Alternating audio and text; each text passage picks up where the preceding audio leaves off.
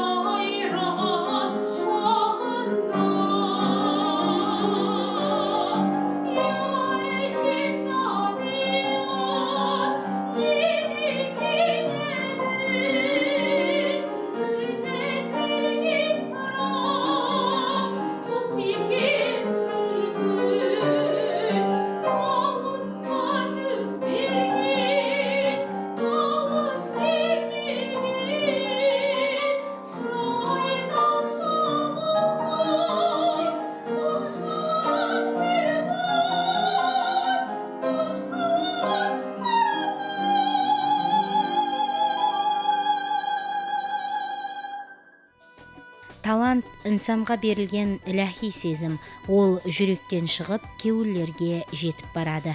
Соның ұшында бұл тарауға қадем қойған инсан өз дөретушілігін жетілістіріп, білімлерін толықтырып, тәжірибелерін арттырып бару керек. Бұнда ұстазлардың да орны айрықша.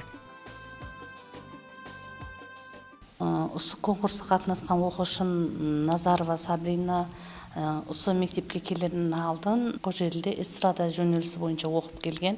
Қазір уақытта академия вокал бойынша оқып атырыпты. Менде 9 класс, бұл жерде мектепке бізде 8 класстан басылып аламыз, 7 біткергеннен кейін. Талантлы һәм мына мектепті ашып берген біздерге президентіміздің үлкен жастарға деген имканият. Осы имканияттан бұлар толық пайдаланып алу керек деп ойлаймын, себебі біздердің уақытымыз ондай затлар жоқ еді. Оқыған кезімізде нотаны қолдан жазатын ек. Азанға дейін жазып шығатын ек. Мен өзім консерваторда оқығанда қолмен жазатын ек. Қазір интернетті ашып жіберсең, мынандай қосық керек деп іздесең, шығарып береді. Һәмме имканиятлар бар. Жатақ жайы бар, ауқаты бар, 5 мезгіл. Бәр заты бар. Тек оқу керек. Академиялық вокал, сондай-ақ милли саз аспаптарындағы дөретушілік жолы оқушыларға әрбір сабақта терең үйренеді. Оқушылар болса сол білімлерін таңлауларда сынақтан өткеріп, өзлерінің талантын көрсетіп, көпшілікке инам етеді. Нәтижесі болса әрдайым мектеп жамаатын қуандырып келмекте.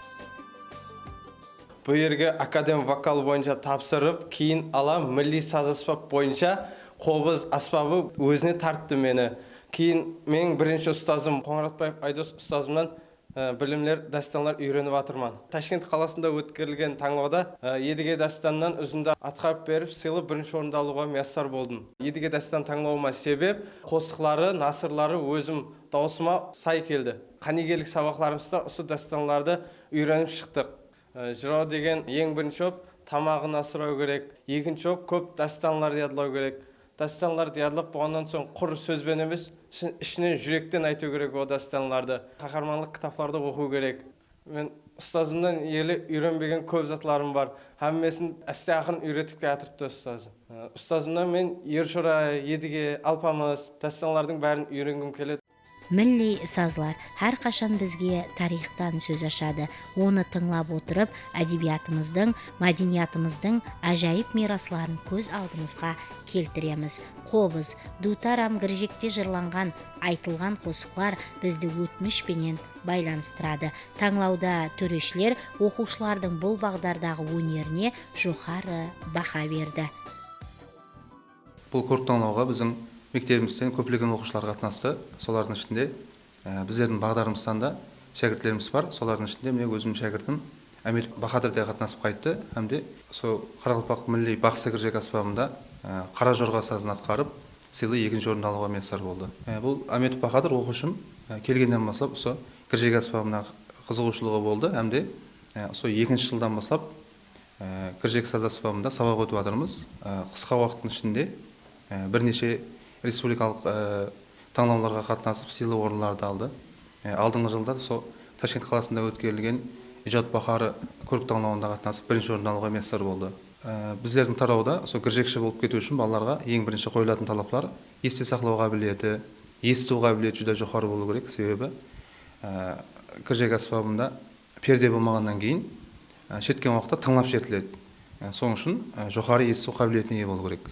Біздерде мектеп интернатымызда текарынан 2 мезгіл оқу болады. Сол жастардың бос уақытын 2-ші мезгілін мазмұнын өткеру мақсатында ұлмалық сабақларынан кейін сол қанегелік сабақлары, ансамбль, дауысты жолға қою, әмде біздерде және бір үстем тәрепі қосымша сабақлар жақсы жолға қойылған. Мысалы үшін кіржекші бола тұра дутарменен сабақ өтуге, ямаса бақсышылық тарауында үлкен бақсы ұстаздарымыздан сабақ үйренуге,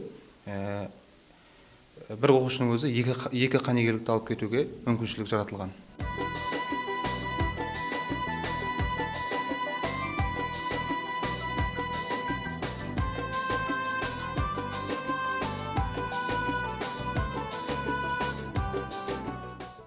Бұл таңлауда мен сыйлы 2-ші орынды алуға ерістім. Ұстазыма үлкен рахметлер айтамын. Кіржек саз аспабына қызығушылығым осы мектепке тапсырмастан алдын басланды. Сөйтіп мен жас категориям тур келгеннен кейін қызығып, осы мектепке кірдім һәм Ислам Ильяс кіржекші ұстазының қолында тәлім алып жатырмын. Һәм жетіскенліклерім осы ұстазының минеті арқасында болып жатыр. Мен өзім Кәрімбай Тыныбаев, Қойлы Ахмедов, Інжігүл Сабурова, солардың дөретушілігі бойынша қызығып, өзім үйреніп шықтым. Келешекте мен кіржек аспабын әлбетте давам етемін. Себебі өзімнің қызығушылығым әмезінен үстін тұрады. Жоғары білім, шараят, имканият, бәрі жаслар үшін. Заманауи мектеп, тәжірибелі ұстазлар олардың келешегі үшін қызмет етпекте. Демек, жаслардан оннан үнемлі пайдалану һәм ертеңгі күнге сенім менен қадем таслау талап етіледі.